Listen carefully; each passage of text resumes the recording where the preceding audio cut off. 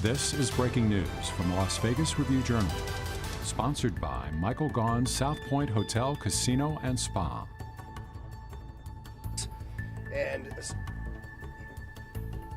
And Assistant Sheriff Dory Corn with the LVMPD Homeland Security and Investigative Services. They'll be two of the individuals speaking. The rest of the individuals up here are also the command team that helped lead through this investigation over the course of the last week. And I'm here to provide you a significant update on the Tesla attack that took place early last week. This event involved an attack on the Tesla Collision and Sales Center on Tuesday, March 18th at approximately 02:45. The suspect used a firearm and Molotov cocktails to damage the center and destroy multiple vehicles that were parked on site. You'll see to my left some of that video that was taken from that night. On the screen next to me is also what I want to highlight to each one of you is the very little information that my investigators and FBI agents had to work with from the initial aspect of this investigation. There's a grainy photograph of the suspect's vehicle, a nearly indescribable photo of the suspect himself, and a couple of photographs of headlights and taillights of the vehicle. That's what my investigators had to go on a week ago. Part of this story that you're going to hear is how we arrived at our suspect being taken into custody with such little information. It's incredible work by everybody involved. And despite that minimal information at the onset, and thanks to the hard work and collaborative effort by the FBI Joint Terrorism Task Force, the LVMPD Counterterrorism Section, and all of our Fusion Center partners, we were able to identify and arrest the suspect involved in this attack.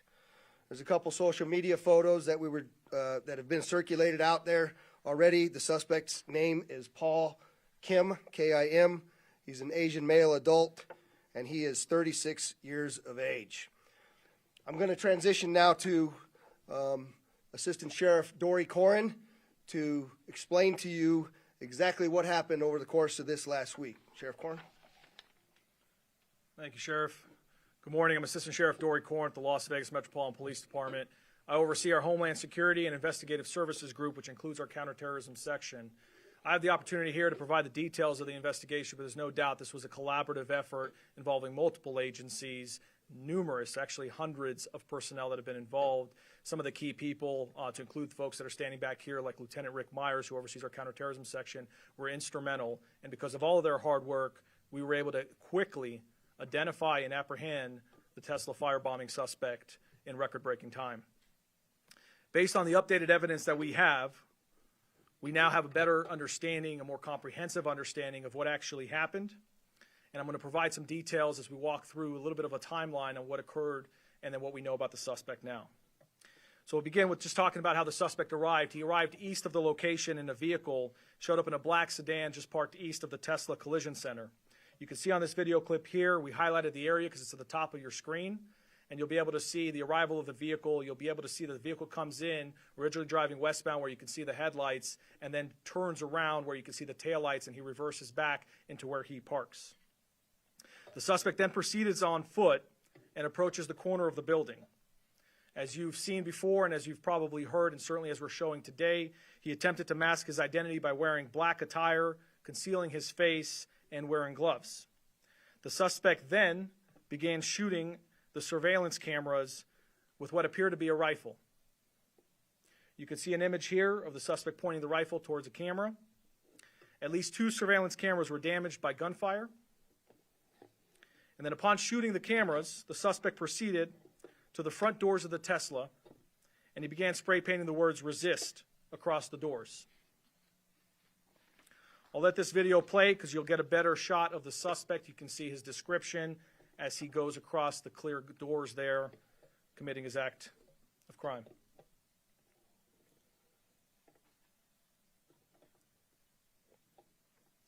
Once he finishes spray painting the words "resist" on the doors, he then approaches multiple Tesla vehicles that were parked in the front of the center. He proceeded to shoot into each vehicle and used a Molotov cocktail to set the vehicles on fire. We'll play a few video clips here to kind of show you his behavior. You can see him right there in the dark clothing. He casually walks over to his first vehicle that's targeted. He will soon put down his backpack onto the ground.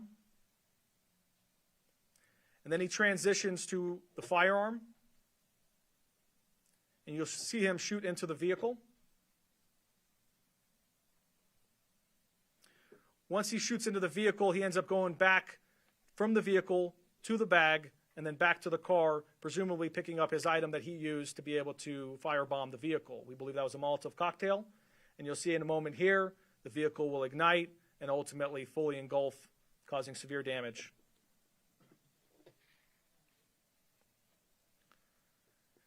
The suspect then continues on to a second vehicle, and you can see here he's on to the second target. He'll do very similar behavior where he shoots into the vehicle, he goes into the backpack, retrieves an item, and ultimately you'll notice here that he ends up getting the second vehicle on fire as well.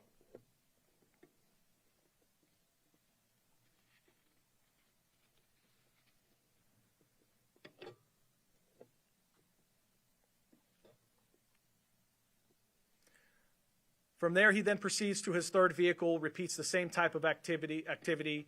One of the incendiary devices he was not able to ignite, which is one of the devices that we were able to recover.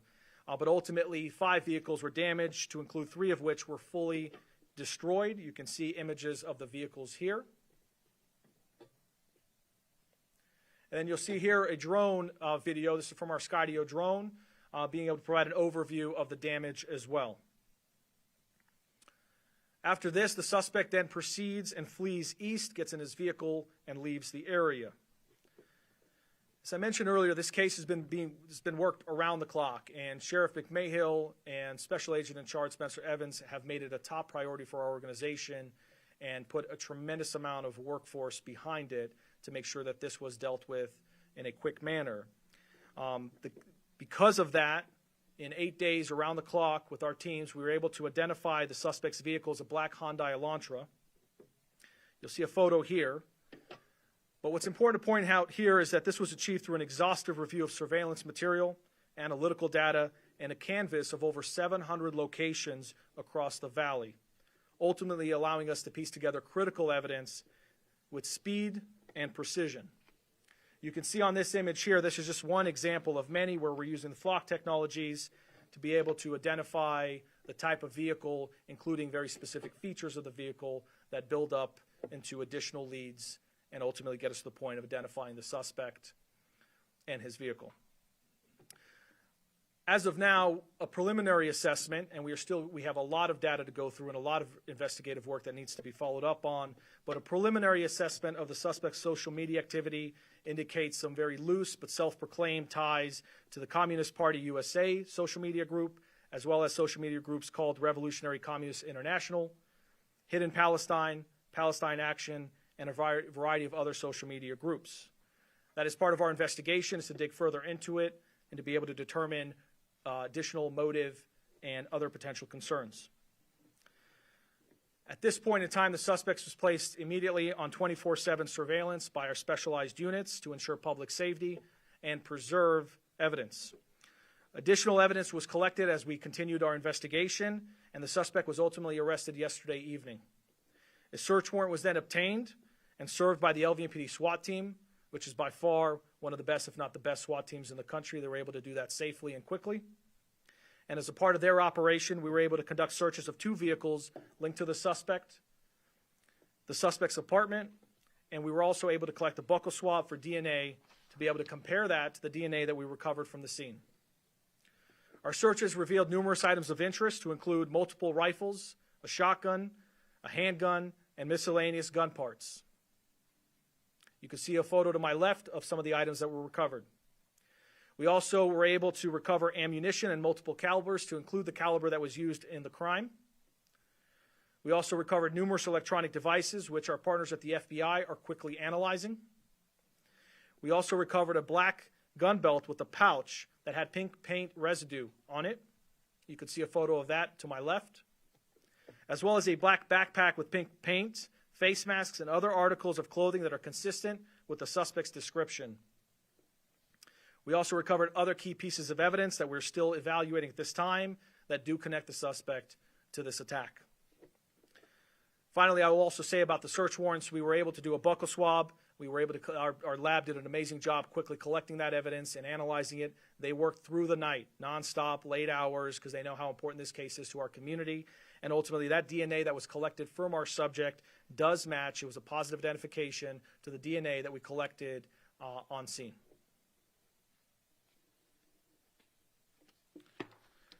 It's also worth noting, I'll just kind of conclude here by talking about the charges. So for now, at this point in time, he was charged with numerous felonies to include 3 counts of arson, 3rd degree, 3 counts of unlawful possession of explosive or incendiary device, 4 counts of destroying property, and 5 counts of discharging a firearm into a vehicle or structure. The suspect remains in custody, and we're working closely with the Clark County District Attorney's Office and the United States Attorney's Office on the prosecution. And with that, I do want to transition to our federal partners, and I'll just emphasize this. I said this last time, which is our partnership is second to none. And it goes with all of our partners that we have, the Fusion Center, but particularly with the Federal Bureau of Investigation and the special agent in charge that's here. We've had a remarkable relationship, and this has proven true in this case as well. We've worked hand in hand on all of these cases and on this case as well, and we have a tremendous amount of resources behind it because of the sheriff and the SAC being so committed on this case. So with that, I'll transition to FBI Special Agent in Charge, Spencer Evans. Good morning. My name is Spencer Evans. I serve as the Special Agent in Charge of the FBI's Las Vegas Division. I'd like to just, reiterate what Assistant Sheriff Corin said. My appreciation that we have for the partnership with the Las Vegas Metropolitan Police Department. It's nothing short of exemplary. I've been in the FBI for almost 21 years. I've served around the country, and I can tell you the seamless collaboration you see to keep the community safe here in Southern Nevada is unparalleled. The FBI's Joint Terrorism Task Force, as you've heard, has been investigating this incident and working this case relentlessly since last Tuesday. I was just informed a few minutes ago a federal arrest warrant was issued for the subject, and we anticipate taking Paul Kim into federal custody later today, where he will face federal charges in addition to those announced by Sheriff McMahill this morning. The arrest announced today showcases the remarkable outcomes that are achievable through collaborative task force partnerships. Although each agency has distinct roles and responsibilities and capabilities, the fight against violent crime is a shared commitment, and that's certainly the case here in Las Vegas. Last week, when we held the press conference, I emphasized that we would leave no stone unturned to identify the person responsible and ensure accountability for these heinous attacks. I appreciate your assistance in amplifying this message through your media coverage. And one final cautionary message for individuals who are contemplating similar attacks. There's nothing courageous or noble about firebombing private property and terrorizing your local community. The self-righteous mob that's cheering you on today to commit acts of violence on their behalf will leave you high and dry and forget about you tomorrow. And at the end of the day, you and you alone will be held responsible and face the prospect of a lengthy prison sentence. And with that, I'll turn it back over to Sheriff McMahill.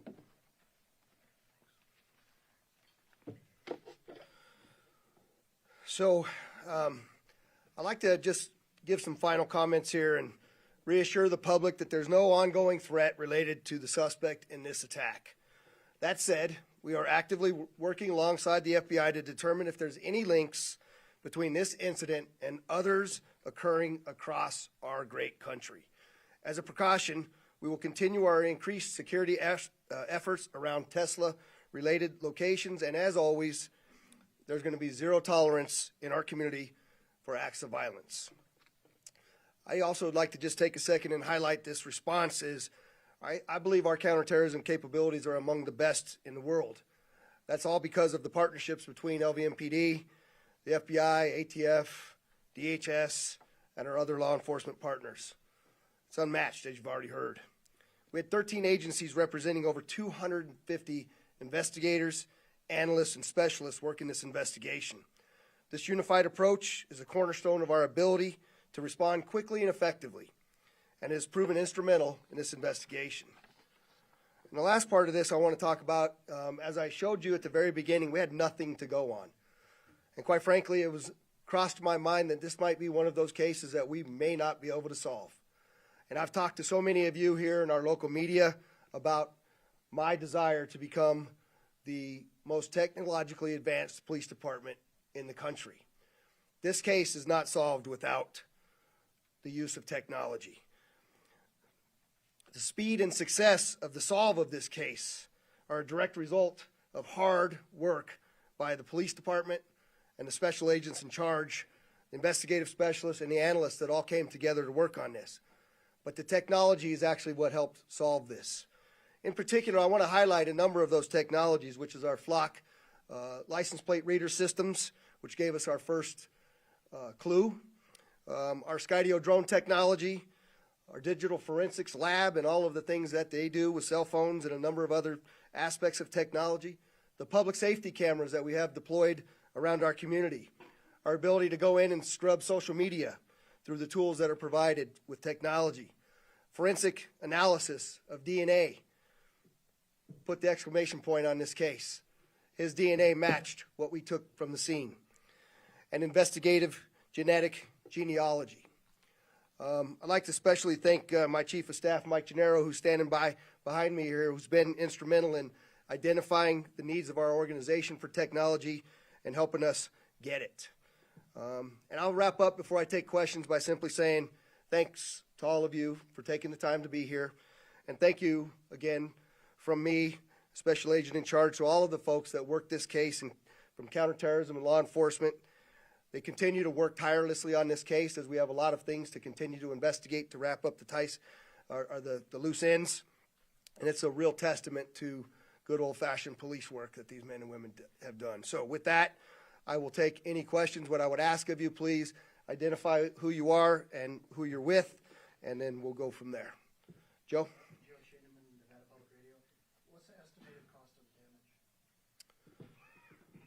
The question is, what's the estimated cost of the damage? And I don't have that number in front of me, Joe. Another question I had was, you found DNA at the scene, you seemed all over the place. What did you get it from?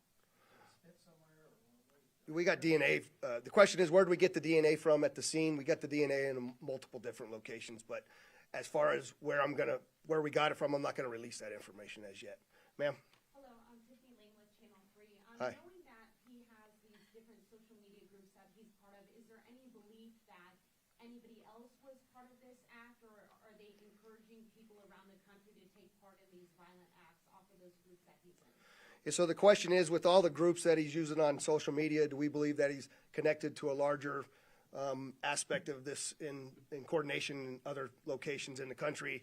And the answer is we're absolutely actively investigating that connection now. I can't definitively tell you that, and as you know, I'm never going to give you guys any information unless we can positively be certain of the information as it's provided to you. Go ahead, one more. Is it believed that anybody else was part of this specific incident locally, or is it believed he acted alone? Yeah, I'm sorry, I forgot that part of your question. She's asked if anybody else was involved in this case locally, and as of now, the answer is we do not believe there's any other outstanding actors. We believe that this individual acted alone. Katie from the Las Vegas Review-Journal. Are there any similarities that you've seen so far with, like specific similarities that you've seen in other incidents around the country? Spencer, you want to try to answer that one? Or? The question is there any similarities between incidents that are occurring across the nation with the one that we have here? And I think the answer is we're actively exploring those as well, but are there any other comments you want to add on that? No? There's certainly some similarities that we're looking at in there. Behind you. Gabriel Garcia with Channel 13. Hi. I saw that there was just 3 vehicles that had the Molotov cocktails placed inside of them, but then there were 2 additional that were also damaged, so a total of 5, correct? There's 5 total that were damaged by the Molotov cocktails in the fire. The question was how many were there? Question for Spencer Evans, Ryan Tismansky with 8 News Now. Is there any idea what the federal charges could be? The question is there any idea what the federal charges could be to the FBI?